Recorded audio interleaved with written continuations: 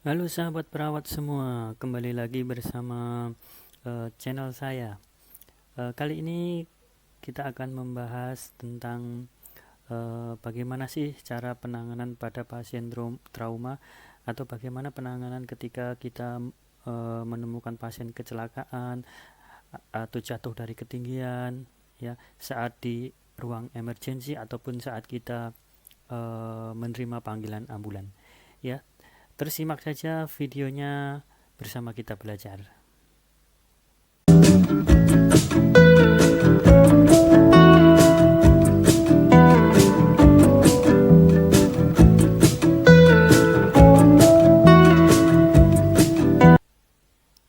Oke, kembali lagi sahabat teman-teman perawat semua. Jadi ketika kita menerima pasien trauma atau dengan kasus trauma misalnya kecelakaan ataupun lainnya, jadi kita pertama melakukan yang namanya initial assessment of trauma, ya. Di pemeriksaan ini bisa dilakukan bersama-sama dengan tim medis lainnya, ya. Oke, langsung saja.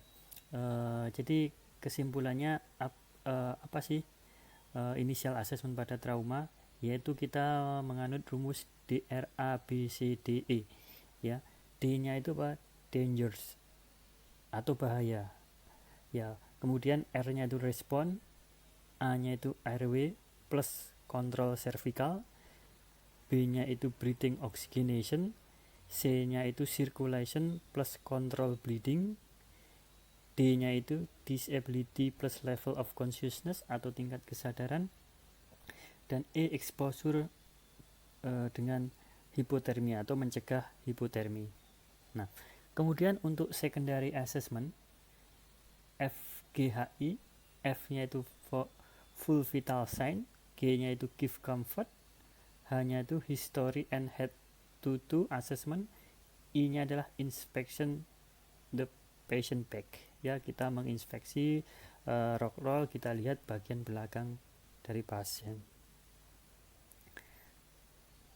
Nah, dangers atau bahaya, ya. Dalam melakukan penolongan kepada korban atau pasien, sebaiknya kita selalu memikirkan dangers atau bahaya. Apakah kita ketika menolong korban atau pasien itu membahayakan untuk diri kita, lingkungan, dan terakhir pasiennya.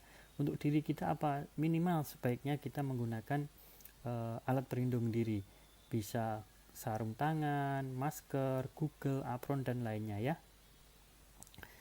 Kemudian lingkungan, ya. Kita harus meyakinkan bahwa ketika kita menolong pasien itu tidak akan menimbulkan atau akan menciderai orang sekitarnya. Kemudian terakhir baru pasien paling terakhir, karena pasien atau korban itu presentasi hidupnya itu kurang dari 100% karena dia sebagai pasien atau korban. Kemudian kita mengecek respon selanjutnya, ya. Bagaimana cara mengecek respon? Jadi mengecek respon itu memastikan apakah itu benar korban atau bukan, ya. Kita cek, misalnya kita panggil, kalau tidak merespon atau tidak menyaut, kita goyangkan atau tepuk punggung pasien. Bisa dilakukan pain sensation, artinya rangsangan dengan nyeri, ya. Nah, ingat, dalam mengecek respon itu kurang dari 10 detik, teman-teman, ya. Selanjutnya, ketika itu sudah benar-benar korban tidak berespon, kita akan mengaktifkan emergency response services atau tanggap daruratnya. Bisa code blue kalau di rumah sakit, kalau di luar rumah sakit, ya, bisa menelpon fasilitas kesehatan terdekat. Kemudian care, baru ke melakukan pertolongan pasien, ya.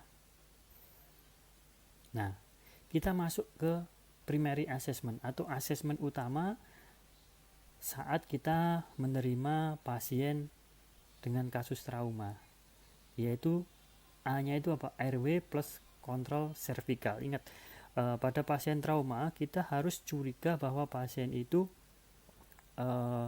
mempunyai cedera servikal, terutama pada pasien yang ada luka atau jejas dari bahu ke atas ya. Nah, bagaimana cara mengecek airway? Dengan cara look, listen, and feel. Look, melihat ada nggak obstruksi jalan nafasnya, misalnya cairan, benda padat ya. Kemudian listen, dengarkan dengan mendekatkan telinga kita ke pasien, apa ada gargling itu kayak bunyi cairan, apakah ada snoring, apakah ada stridor.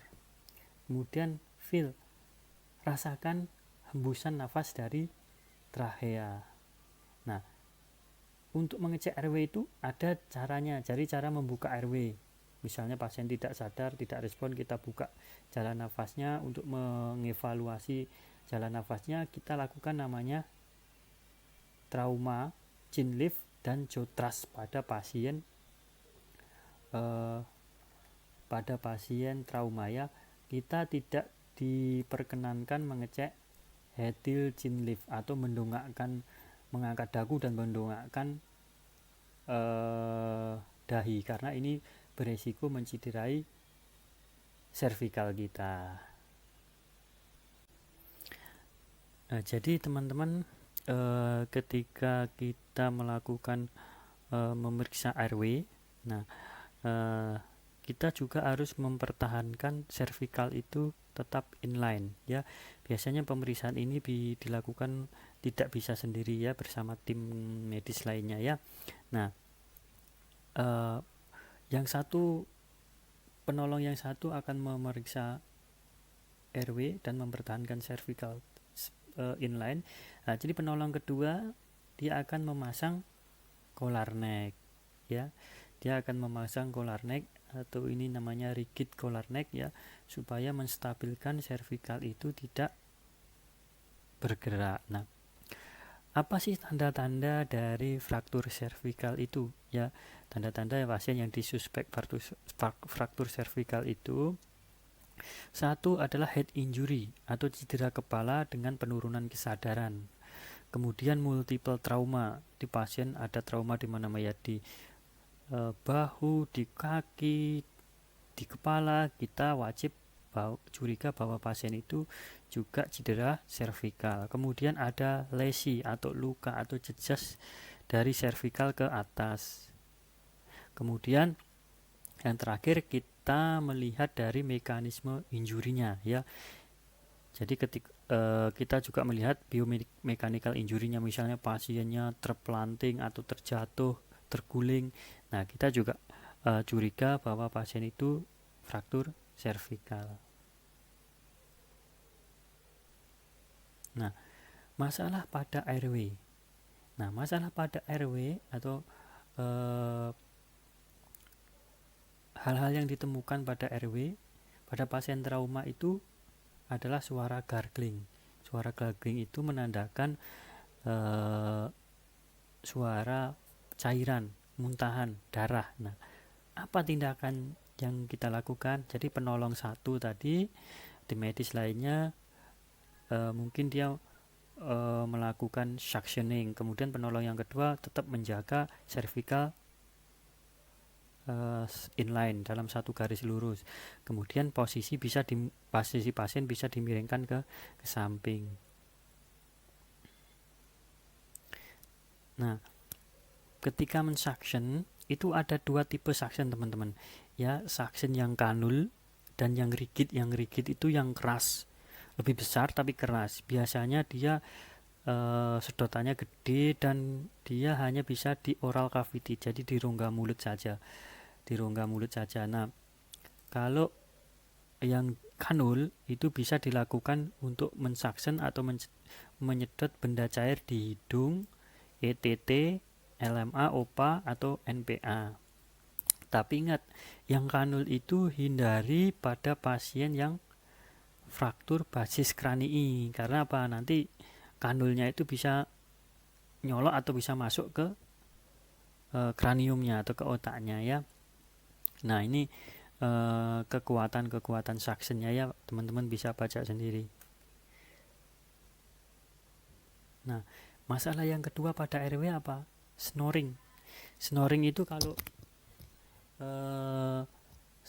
kalau kita sering dengar itu kayak orang mendengkur, ya. Nah, biasanya itu obstruksi karena benda padat, ya.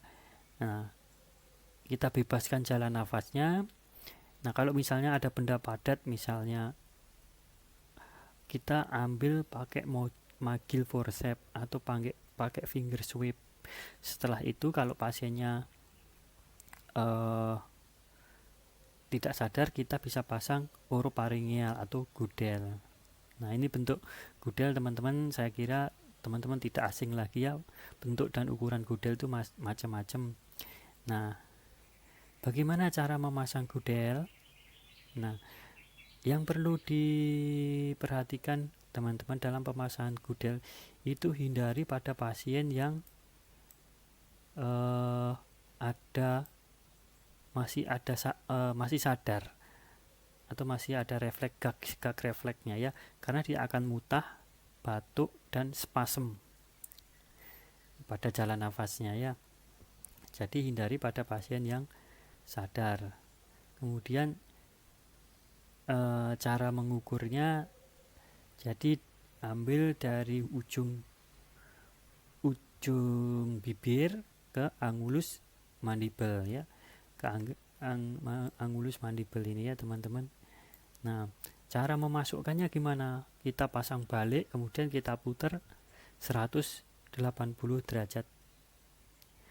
Nah, modelnya kayak gini teman-teman cara mengukurnya, ya. Dari ujung bibir ke angulus mandibel, kemudian cara memasukkan terbalik ke sini, kemudian teman-teman putar selanjutnya. Yang kedua, nasofaringeal. Nah, nasofaringeal ini diindikasikan pasien yang sadar. Kalau gudel itu tidak sadar, kalau nasofaringeal untuk pasien yang sadar. Tapi teman-teman harus juga ingat, ini hindari pada pasien dengan fraktur basis kranii, ya. Nah, hindari pada pasien yang fraktur basis kranii. Kemudian cara mengukurnya, ya, ambil dari ujung hidung sampai angulus mandibelnya, ya. Nah, dari NPA jadi ukur dari hidung ke angulus mandibel. Itu cara menggunakan NPA, ya teman-teman. Kemudian jangan lupa juga dikasih jelly, kasih lubrikan jelly, ya, biar lebih licin masuknya, lebih gampang dia. Nah, apa sih dari tadi kita ngomongin fraktur basis kranii? Fraktur basis kranii itu cirinya apa? Ada bleeding dari hidung dan telinga.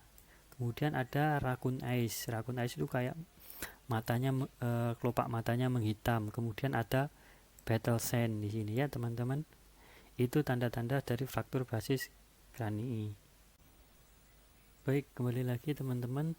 Jadi masalah airway yang ketiga adalah stridor. Stridor itu bunyi nafas yang melengking seperti orang asma tapi pada saat inspirasi. Biasanya ini karena penyempitan pada jalan nafas atas, seperti pada kasus trauma inhalasi, kasus kebakaran, itu terjadi seperti laryngedem, sehingga terjadi suara bunyi nafas stridor. Apa tindakannya? Ya, tidak lain adalah airway definitif. Bisa dipasang ETT, LMA, atau kombitub. Nah, teman-teman kalau belum tahu, ETT itu yang masuk ke trachea, LMA itu masuk di depan laringeal, kemudian kombitub itu masuk di esofagus, tapi ada lubang yang masuk ke saluran yang masuk ke trachea juga. Nah, selain itu, apa indikasi memasang airway definitif, ya? Indikasinya pasien apnu atau gagal nafas. Kemudian yang kedua, kegagalan menjaga kepatenan jalan nafas, ya, pada pasien yang tidak sadar. Kemudian untuk mencegah aspirasi ya, misalnya untuk kasus-kasus tindakan anestesi untuk operasi itu kan dipasang airway, selain untuk mensupport pernapasannya juga mencegah aspirasi. Kemudian gangguan jalan nafas yang diakibatkan oleh ini tadi ya, yang diakibatkan oleh inhalasi, injury atau trauma inhalasi seperti luka kebakaran, luka bakar pada daerah wajah. Kemudian trauma kapitis yang membutuhkan hiperventilasi. Yang terakhir adalah pasien dengan GCS kurang dari 8. Karena pasien GCS kurang dari 8 dia tidak bisa memaintain airway-nya secara adekuat. Nah, selain itu pada pasien yang stridor atau penyempitan saluran nafas atas, ketika dipasang cup ETT itu tidak masuk, maka kita bisa pertimbangkan untuk needle cricotiroidectomy ya. Ini indikasinya ada glutis edema, fraktur laring, bleeding yang terus-menerus sehingga menghalangi lapang pandang intubasi, atau yang gagal melakukan pemasangan endotracheal tube. Nah, ini prosedurnya ya, dilakukan dengan needle yang ukuran yang gede ya, 12 sampai 14. Terus tusuk pada cricoid membran. Setelah itu ambil needle-nya, pasangkan dengan Y konektor, kemudian kita berikan oksigen 12 sampai 15 liter per menit. Jadi 1 detik itu masuk atau kita berikan inspirasi atau kita berikan oksigen masuk, kemudian 4 detik kita buka biar kita memberikan waktu udara untuk ekspirasi ya. Nah, ini tidak bisa dilakukan lebih dari 30 sampai 45 menit. Jadi itu pertolongan emergensi pertama sebelum dilakukan pemasangan airway definitif yang benar-benar. Baik teman-teman, kita lanjutkan pada initial assessment. Pada poin kedua adalah B. B itu breathing dan selalu diikuti dengan ventilasi. Nah, sebelumnya kita akan mengulas sedikit tentang fisiologi pernafasan. Jadi, kontrol pernafasan kita terletak di batang otak, yaitu pons dan medula oblongata. Dan dia bersifat kemoreseptor ya, jadi sensitif terhadap perubahan PaCO2. Kemudian yang kedua adalah di peripheral respiratory control. Itu juga kemoreseptor yang lokasinya terletak di aorta dan arteri karotis yang sangat sensitif terhadap perubahan PaO2, PCO2 dan pH dalam darah. Jadi ketika PCO2 naik, maka pernafasan akan cenderung lebih cepat. Nah, selanjutnya proses pernafasan itu terdiri dari inspirasi dan ekspirasi. Jadi di mana inspirasi itu ada 2 jenis, yaitu yang kita sering sebut pernapasan torak, ya, di mana yang berperan itu adalah otot-otot intrakostal yang dipersarafi dari spinal cord dari torakal nomor 1 sampai 12. Kemudian diafragma muscle atau otot diafragma. Nah, dalam kontraksi ini yang berkontraksi adalah diafragmanya ya. Nah, otot diafragma itu disarapi oleh nervus pharyngeus dari cervical 3 sampai 5. Nah, itu tadi mengapa kita harus selalu mempertahankan cervical itu inline. Jadi ketika terjadi fraktur cervical ya, kemungkinan pasien akan henti nafas begitu ya. Kemudian ekspirasi itu bersifat pasif saja ya. Jadi ketika relaksasi dari diafragma dan otot intrakosta. Nah, ini kira-kira literaturnya, contohnya teman-teman. Nah, pada breathing ini apa yang kita periksa? Pertama, kita lihat inspeksi dulu. apakah bentuknya dada itu simetris, kemudian apakah ada paradoxial movement.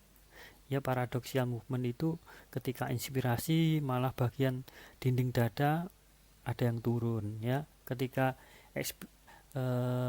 ekspirasi malah naik, dia berkebalikan. Kemudian ada enggak distensi vena jugularis, kemudian ada enggak cek tracheanya, ada enggak lukanya, kemudian inspeksi juga frekuensi napas dan amplitudonya. Kemudian kita dengarkan suara nafas pada paru. Normalnya suara nafas itu adalah vesikuler. Ya, suara nafas pada paru itu vesikuler. Kemudian kita perkusi, kita taruh tangan kita, jari kita, kemudian kita ketuk pada dengan jari tangan yang lain, kita dengarkan. Misalnya sonor itu normal, ya, suara paru ketika kita perkusi sonor itu normal. Ketika dia dullness itu berarti ada benda padat, mungkin bisa cairan, bisa darah. Ya, kalau hipersonor itu udara. Ini bukan air ya, maksudnya udara, air. Bahasa Inggris jadi udara. Kemudian palpitasi. Kita palpitasi carotid pulse-nya, ritmenya, dan pressure-nya. Kemudian kita palpitasi ada enggak laryngeal crepitus.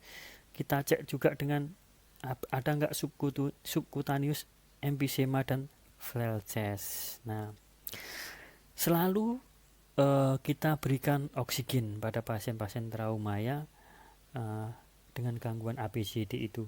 Bisa kita awal berikan saat RW, pemeriksaan RW, kita bisa lakukan pada initial assessment breathing. Nah, kalau nasal kanul itu bisa 2-4 liter per menit. Face mask atau rebreathing mask itu 6-10 liter per menit. Kemudian non-rebreathing mask 10-15 liter per menit. Kemudian kita bisa lakukan dengan bantuan BVM kalau tidak ada nafas atau apnu atau nafasnya tidak adekuat, misalnya nafasnya cuma 5 atau pasien yang nafasnya pendek-pendek, ya, kita bisa berikan bantuan nafas. Nah, ada 4 masalah yang mengancam pada breathing pada pasien trauma itu. Yang pertama adalah tension pneumothoraks, ya. Apa tanda-tandanya pasien dengan tension pneumothoraks pada pasien trauma itu? Misalnya pasien menjadi deep snore atau takipnu atau shallow breathing, jadi napasnya sangat lambat dan pendek. Kemudian kita lihat dinding dadanya asimetris chest expansion, jadi pergerakan dinding dada kanan dan kiri itu tidak simetris, misalnya satu naik satu tertinggal gitu, ya. Kemudian ketika kita auskultasi yang normalnya vesikuler itu bisa absen atau tidak ada suara nafas. Kemudian kita perkusi itu kita taruh jari tangan kita, kemudian kita ketuk dengan jari tangan yang lain, dia suara hipersonor karena ada air trap, ada udara bebas di sana. Kemudian ada jugular vena distensi, ada distensi vena jugular, jadi vena jugularnya itu mengembung gitu. Kemudian apa actionnya, ya, kita berikan oksigen, kita lakukan dekompresi di ICS 2 mid clavicula, ya. Kemudian kita kolaborasi dengan dokter bedah atau bedah kardiovaskuler untuk pemasangan WSD. Nah, bagaimana teman-teman cara kita melakukan needle dekompresi, ya? Yang pertama, kita siapkan atau kita pertahankan airway itu selalu paten, kemudian provide oksigenasi, ya, dan support dengan ventilasi. Kemudian apa alat yang dibutuhkan adalah jarum atau IV cat infusion set yang besar, kemudian betadine, dressing, dan tape. Kemudian selanjutnya adalah identifikasi lokasi yang akan kita tusuk, ya. Tadi kita sudah sepakat ICS 2 mid clavicula. Kemudian siapkan betadine dan bersihkan daerah yang akan kita tusuk, kemudian lepaskan tutup flash yang di belakang infus set itu, IV catheter itu lepaskan di belakangnya. Jadi kemudian kita tusuk sesuai landmark atau lokasi yang akan kita tusuk tadi. Nah, biasanya akan muncul suara seperti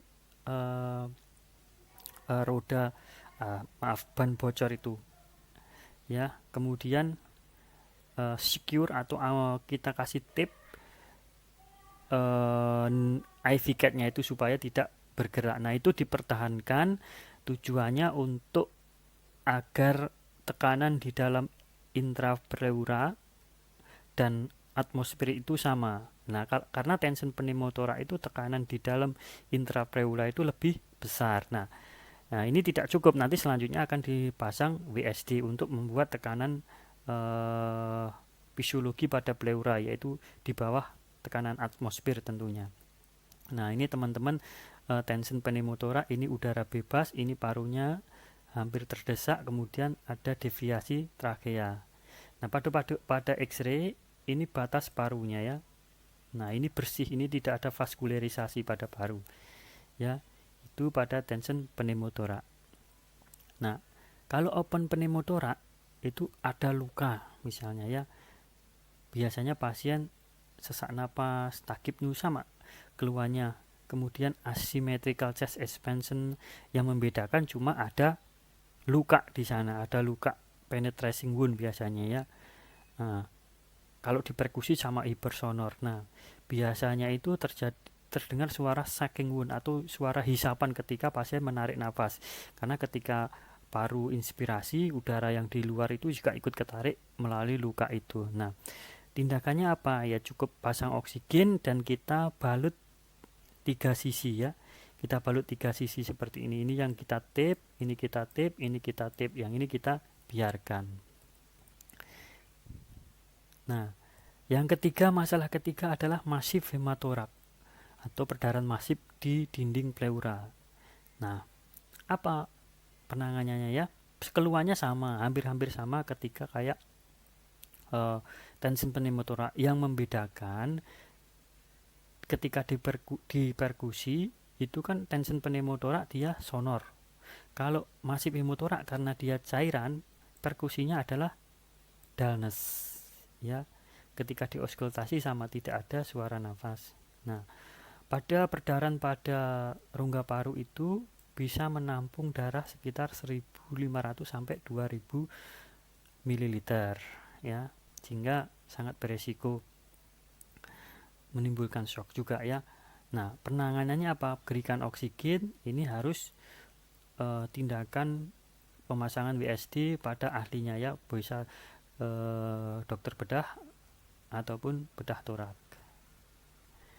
Nah, ini masif hematorak, ini putih ini adalah gambar darah atau perdarahan.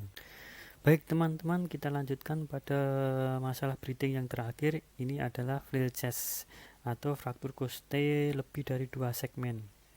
Biasanya keluhannya pasiennya adalah nyeri takipnu dan dipsnu, ya.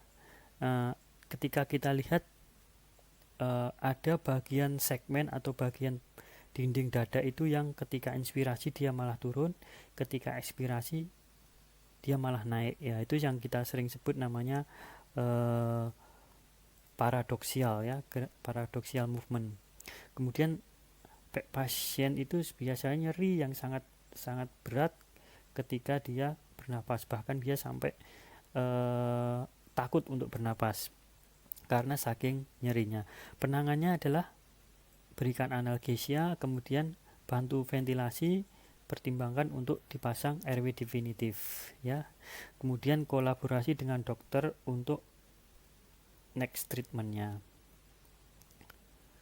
Nah, kemudian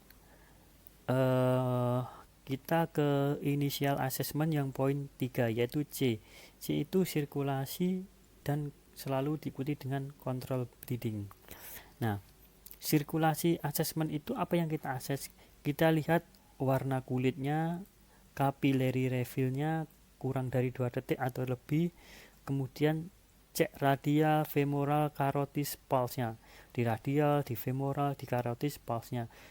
Jangan lupa cek tekanan darah ya. Jika ada tanda-tanda perdarahan yang besar, segera pasang infus, kalau bisa 2 line. Kemudian pertimbangkan untuk berikan cairan yang hangat kalau ada ya. Selanjutnya adalah apply direct bleeding. Kita berikan tekanan pada lokasi bleeding ya. Misalnya bleeding pada kaki atau betis atau paha, kita tutup, kita berikan pressure dengan kasa pada lokasi atau titik sumber perdarahan itu ya. Pertimbangkan untuk lakukan perikardiosintesis jika ada perikardial tamponade atau lateral miring lateral ke kiri pada pasien-pasien yang hamil ya. Kembali lagi teman-teman, untuk external bleeding kita lakukan bandage tekan, yaitu kita pastikan sumber perdarahan, kemudian kita berikan kasa, kemudian kita bandage. Jika ada patahan, kita berikan splinting atau spalek. Kemudian masalah sirkulasi yang paling mengancam nyawa adalah cardiac tamponade, di mana ini adalah tekanan pada jantung yang terjadi akibat penumpukan darah atau cairan di antara otot jantung, miokardium atau selaput pembungkus jantung atau perikardium.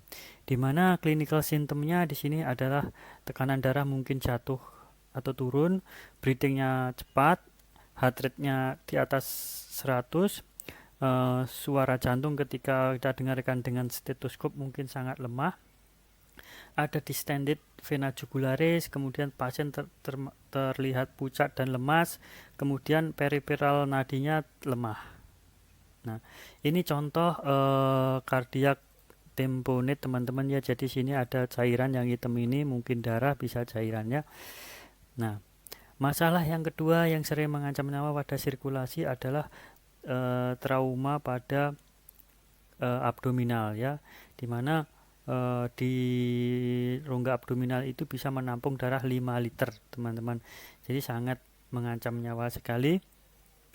Kemudian retroperitoneal, dia bisa menampung darah sekitar 3 liter, pelvis 3-4 liter, kemudian femur 1500 pada keduanya ya.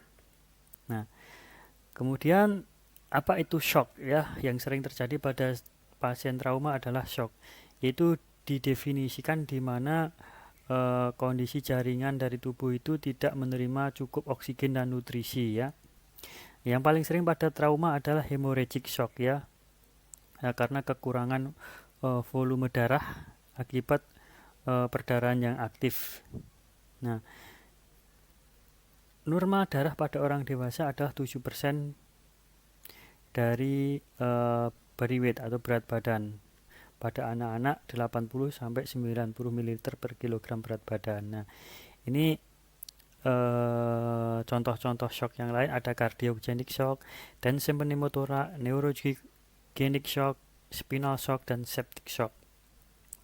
Ya, cardiogenic shock misal disebabkan karena inadequate contractility, karena mungkin myocard infarction, cardiac tamponade, insufficient katup mitral. Nah, tension pneumothoraks sudah kita bahas tadi ya. Kemudian neurogenic shock ya, akibat dari injury spinal, kemudian spinal shock. Nah, bedanya dengan neurogenic shock adalah spinal shock ini temporary, semua neuroaktivitas motorik sensorik terganggu. Kemudian septic shock ya, ini sangat jarang pada trauma, tapi biasanya mungkin terjadi setelah beberapa jam atau beberapa hari pada pasien trauma ya. Kemudian ini adalah level perdarahan. Stage 1 itu kehilangan darah sampai 15%, biasanya tidak ada perubahan signifikan pada tekanan darah, heart rate, dan nafas ya. Rekomendasinya cuma berikan kristaloid resusitasi saja. Stage 2, kehilangan darah sekitar 15-30. Ini sudah menunjukkan tanda-tanda teman-teman ya. Ada tachikardi, nadinya lemah, takipnu ya, pernapasan 20-30. Kemudian urin outputnya 20-30. Ini pasien mungkin terlihat cemas ya. Rekomendasinya berikan cairan kristaloid. Level 3 adalah perdarahan sekitar 30-40%. Nah, kehilangan darahnya dari total tubuh, dari total darah tubuh kita. Pasien sudah menunjukkan penurunan tekanan darah, tachikardi, perubahan mental status ya, penurunan kesadaran mungkin. Ini adalah rekomendasinya berikan transfusi atau crystalloid resuscitation. Nah, yang ini paling berat, kehilangan darah lebih dari 40%. Ini tandanya penurunan tekanan darah, nadi naik, urin output mungkin tidak ada, penurunan kesadaran. Rekomendasinya stop bleeding dengan operasi, pemberian darah dan kristaloid. Nah, ini rangkumannya teman-teman, perbedaan dari kehilangan darahnya. Ini kehilangan darah 15% kira-kira segini, ini sekitar segini ya. Ini tanda-tanda kehilangan darah atau perdarahan berdasarkan levelnya. Nah, sekarang kita masuk ke poin keempat pada initial assessment, yaitu tentang disability selalu dikaitkan dengan level of consciousness. Pada disability ini kita harus mengecek kesadaran, bisa dengan AFBU atau GCS. AFBU itu alert, jadi pasien sangat berespon. Kemudian verbal, dia berespon dengan suara. Pain, dia berespon dengan nyeri dan tidak responsif sama sekali. Selain itu kita juga lihat pupil, kesimetrisan ukurannya ya. Kemudian refleks pupil juga kita lihat dengan motor function, jadi kekuatan motoriknya. Ini GCS teman-teman. Jadi GCS itu ada 3 poin besar ya. Eye opening, membuka mata, respon verbal, dan respon motorik ya. Ini skor-skornya. Jadi kalau membuka mata spontan skor 3, dengan berbicara membuka mata spontan skor 4, berbicara 3, nyeri 2, dan tanpa membuka mata sama skornya 1. Respon verbal skor 5, berorientasi ya. Jadi ketika dijawab, ditanya, dia nyaut dan berorientasi. Kemudian 4 itu statement atau kalimatnya yang diucapkan membingungkan. Nomor 3 itu kata-kata tidak jelas, tidak ada maknanya. Nomor skor 2 adalah incomprehensible sound, jadi suara yang seperti mengerang. Nomor skor 1 tidak ada respon. Nah, motorik ini mengikuti skor 6 mengikuti perintah. Nomor skor 5 melokalisir nyeri, misalnya dicubit di kaki, dia akan menepuk atau menghalangi dengan tangan di kaki. Kemudian skor 4 menarik respon ya. Dari misalnya kita cubit di kaki, kakinya akan menghindar. Nomor 3 adalah abdominal flexion. Nomor 2 extension respon. Dan nomor 1 tidak ada respon sama sekali. Nah, kita kembali lagi teman-teman. Jadi ketika kita melihat pupil, ukuran pupil itu kita ada 4 kriteria. Yang pertama isokor. Jadi ini pupil yang normal, antara ukuran kanan dan kiri sama. Kemudian anisokor itu beda sebelah. Ya, yang sebelah kanan misalnya besar, yang kiri kecil. Kemudian miosis itu mengecil, sangat kecil banget ya. Kemudian metriasis itu kebalikannya, yang membesar. Nah, selain mengecek pupil, kita juga mengecek kekuatan motorik. Ada pada 4 ekstremitas ya, dengan skor 0 sampai 5. C0 itu tidak ada pergerakan sama sekali ya. Kemudian Kalau 1 itu ada pergerakan tangan, skor 2 itu ada pergerakan tangan tapi tidak bisa kuat menahan graviti. Nomor 3 itu kuat menahan graviti, skor 3 itu kuat menahan graviti atau gravitas tapi tidak kuat menahan tekanan dari pemeriksa atau petugas medisnya. Nah, skor 4 ini kuat menahan tahanan dari pemeriksa, hanya lemah. Nah, nomor 5 ini yang kuat menahan tahanan dari pemeriksa. Baik teman-teman, kita kembali lagi ke intervensi pada primary assessment. Itu di poin disabilitas atau D, itu adalah kita melakukan jika pasien ada tanda-tanda perdarahan cerebral atau neurologi deterioration, maka kita lakukan adalah pertimbangkan hiperventilasi untuk mencegah vasodilatasi dan udem cerebral. Kemudian jika pasien tidak sadar, maka continue monitor pada airway, breathing, dan sirkulasi. Nah, selanjutnya poin E adalah exposure dan environment control. Di sini kita akan melihat ada enggak deformitas, luka, lebam, bruise ya. Kemudian di samping itu kita lakukan temperatur kontrol untuk mencegah pasien hipotermi. Ya, jadi pasien kita berikan selimut penghangat jika ada. Nah, masuk ke secondary assessment ya. Jadi ketika ABCDE sudah stabil, jadi pasien bisa ditransfer ke misalnya kalau di luar rumah sakit kita transfer ke fasilitas kesehatan atau rumah sakit. Kemudian secondary assessment ini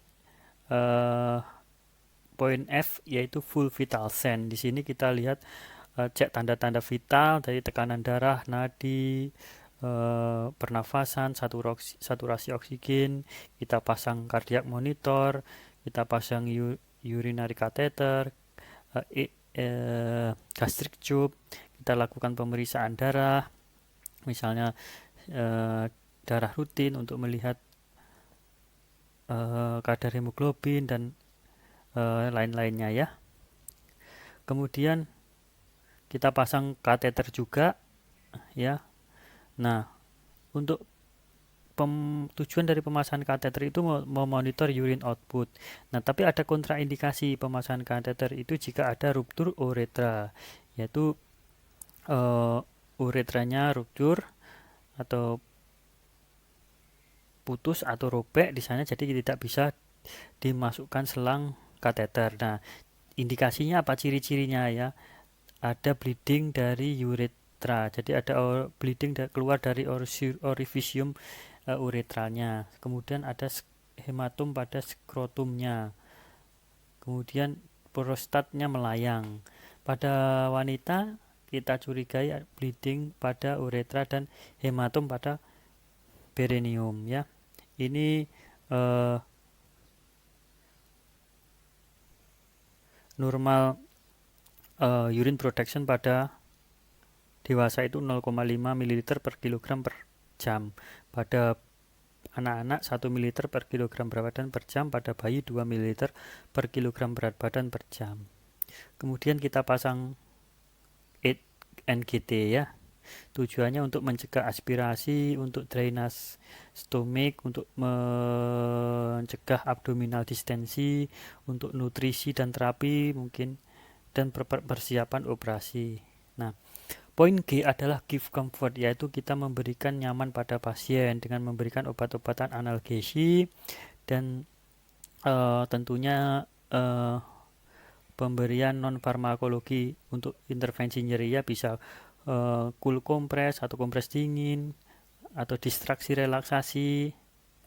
Kemudian H itu history dan head to toe assessment. History kita lihat dari 2 poin, yaitu MIVT, yaitu mekanisme injury. Jadi proses injurinya kita gali gimana tadi proses injurinya. Kemudian injury sustained ya. Jadi menggambarkan kondisi umum dan tingkat kesadaran serta penampakan dari injury itu, apakah injurinya cukup parah, signifikan. Kemudian V-nya vital sign, T-nya treatment. Kemudian juga ample, ya ini yang sering kita dengar ya, ample itu A-nya alergi, di pasien punya alergi atau enggak, medication, di pasien mengkonsumsi obat-obatan reguler atau enggak, pas medical history, riwayat penyakit, L-nya terakhir makan, last meal, dan E-event. Nah, head to toe ini kita lakukan juga dari head, ear, eyes, nose, dan throat. Kita lihat ada inspeksi luka, ekimosis, deformity, krepitasi, ya. Dari hidung ada keluar darah enggak, dari telinga ada keluar darah enggak. Kemudian di neck juga sama, ya. Kita lepas collar necknya, kita lihat ada ekimosis enggak, ada deformitas atau enggak, distensi vena jugularis ada enggak, gimana ada terakhir posisinya gimana, deviasi atau enggak kan gitu. Nah,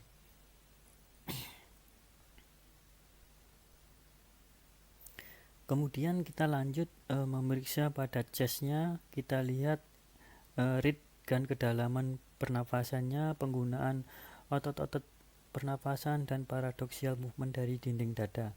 Lihat juga ada luka, deformity, dan ekimosis juga. Auskultasi suara nafas dan suara jantung.